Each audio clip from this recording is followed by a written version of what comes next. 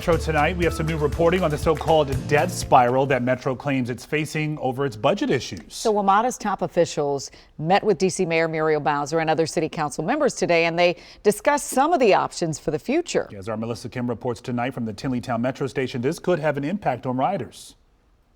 Well, WMATA and city officials calling this a huge fiscal challenge for D.C. Metro because on top of that $750 million surplus, D.C. officials estimate that that number will continue to grow. And as part of a possible solution, D.C. Mayor Muriel suggesting that D.C. taxpayers pitch in.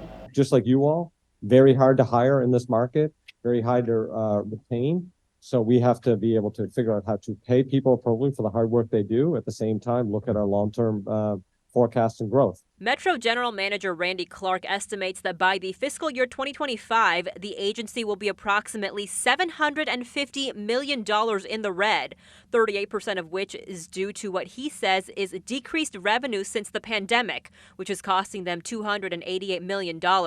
Ward 6 Councilman and Transportation Committee Chair Charles Allen says while he does understand challenges in the real world, revenue raisers, I think that's just a function of reality that we're going to have to face.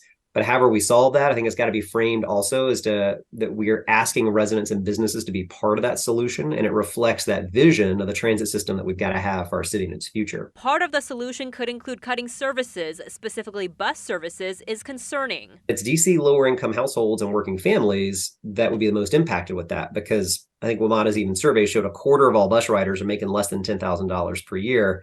And DC residents obviously are very reliant on our bus service for getting workers to and from and around our city. But General Manager Clark says it's not a decision WMATA takes lightly. Those routes were what we would classify as the least productive. Now, that's not to say they're not valuable to people, but they are the least amount of people per hour, per dollar spent type of deal, generally speaking. And where there's maybe at least some parallel service if you walked a little further. As to how to pay for it all, Mayor Bowser acknowledges taxpayers will have to contribute, but she wants Virginia and Maryland to pay their fair share. Metro is the economic engine for our region, not just us.